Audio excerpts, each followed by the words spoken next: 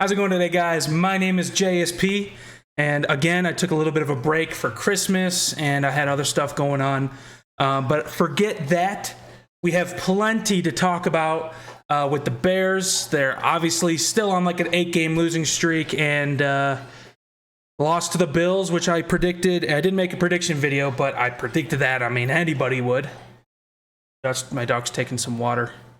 But we have a lot to talk about. Matt Eberflus does not plan on sitting Justin Fields. We got the second overall pick again.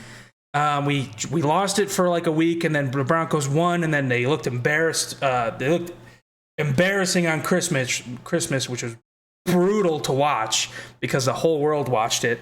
And that was fun to watch.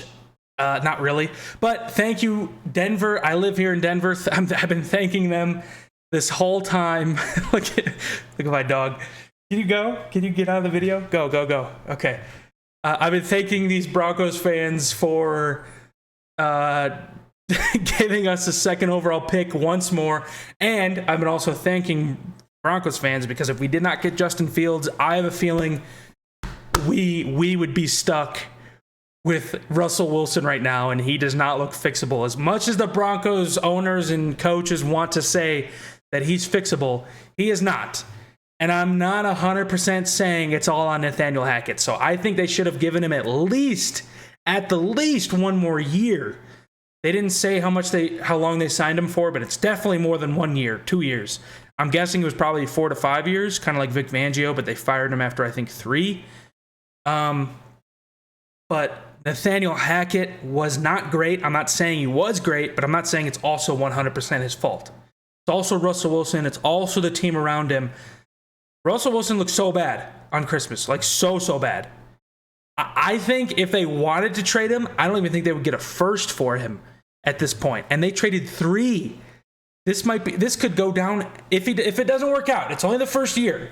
If you get better coaches, and maybe it'll work out. If this doesn't work out, that could go down as the worst trade in NFL history. That could ruin an entire franchise for years. For tens of years, that could ruin a franchise. Trading away 3 first-round picks? If Russell Wilson doesn't work out, that might be the worst NFL trade in NFL history. And that's saying a lot because there's been some bad ones. That makes trading up for Trubisky look like nothing. But anyway, Matt Eberflus says he does not plan to sit Justin Fields for the rest of the year, which is good for me because I am currently in my final.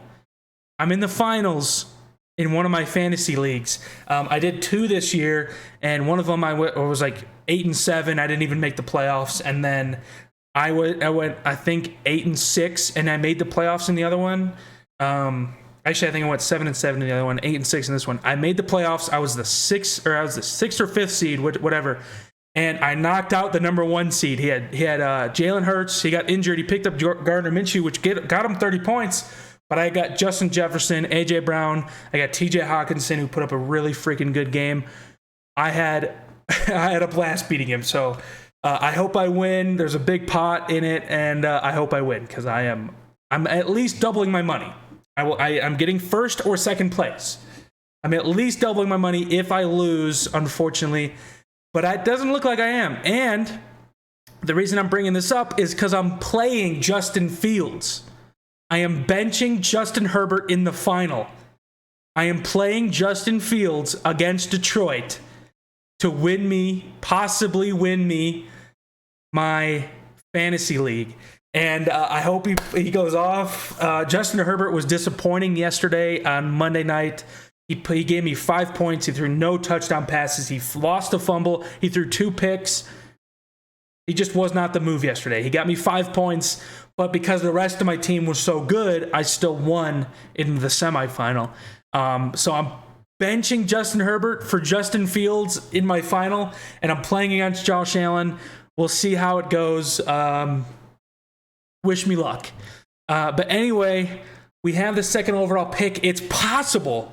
There's 2 weeks left, but it's still possible. If we lose out and the Texans win one more game, it's possible we get the number 1 overall pick. It is possible.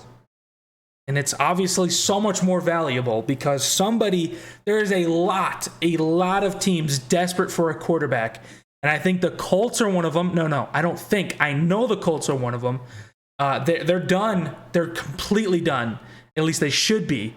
Trading for old talent just to get by that year. They're done with that. They need a young quarterback like a Trevor Lawrence, like a Justin Fields, like a Tua. Even though Tua has been looking real bad. He's been looking real sketch these last couple weeks. That Packers game, that should not have been, one, that close, and two, you shouldn't have lost it at all. You got Jalen Waddle. You got Tyreek Hill, Mike Gesicki, Raheem Mostert. One of the best offensive lines in the league. Imagine if Justin Fields was on that team. And I'm not just saying that because of a Bears fan. I'm a Bears fan. Anybody, any of you, if you're a 49ers fan, if you're anything, imagine if Justin Fields was on that team. He's more accurate, Tua underthrows, he can throw further, he can run. Tua looks like a 40-year-old man trying to run. Oh, it's because he's concussed. It was not just last game. It's been the last few weeks. So because of Tua, because of your quarterback, not because of anyone else, not because of your coach, not because of Tyreek Hill, not because of Jalen Waddle, because of your quarterback, you probably won't make the playoffs.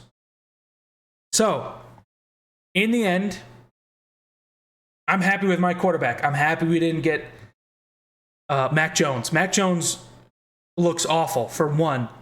Two, he's a piece of shit. There's compilations out there of him doing dirty stuff to other players. He kicked Jaquan Brisker in the nuts.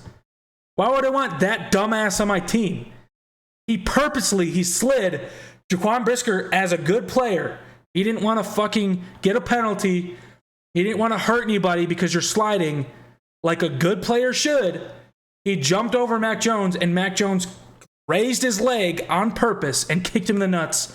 And just because he's a white guy on the Patriots, he's not going to he didn't get fined for it. He didn't. And just this last week, they're investigating that Mac Jones was doing something on purpose. I forgot what it was, but they're investigating. What the hell is that shit? You find people all the time, and now you're investigating because he's Mac Jones, because it's the Patriots and it's Robert Kraft? Get the fuck out of here. Fine him to the moon. He's done that shit all fucking year. You need to get him. You need to fine him so he stops doing that shit. Anyway, we got some big games coming up this week. We play the Lions. I'll come up with a preview soon. And I didn't do one for the Bills game because I knew we were going to lose.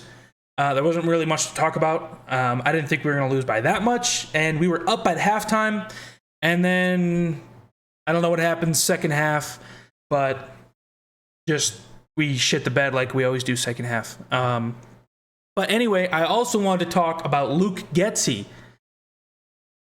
Oh, yeah, that guy. Yeah, Luke Getsy, that dude. I don't know if it's just this year. I don't know if they're tanking on purpose. I don't know what's going on with Luke Getsy, but he needs to step it up. I know we're trying to lose. I know we're trying to keep that second overall pick. I know it for a fact. Or maybe not a fact, but or the other option is Luke Getsy is just stupid. Luke Getsy is just stupid. It could be that. I know it's cold and it's windy, but when Josh Allen is slinging it 40 yards to Gabriel Davis for a touchdown, it can't be that windy. You got to let Justin Fields throw. I don't think there's been a game this year. Correct me if I'm wrong. I don't know if there's been a game where Justin Fields has thrown it more than 30 times. When Joe Burrow over here is throwing it 51 times a game, and they're putting up 20, 30 points on their team. And he's getting 300, 400, 500 yards passing. Yeah, no wonder why Justin Fields doesn't have 200 yards passing, because Luke Getsy doesn't trust him. He has a 40-yard bomb to Velus Jones Jr., and then he runs it 3 times, and we settle for a field goal. Do you know how much of a pussy you have to be? Either you're the biggest pussy in the NFL, or you're tanking on purpose. It's one or the other. It's not either.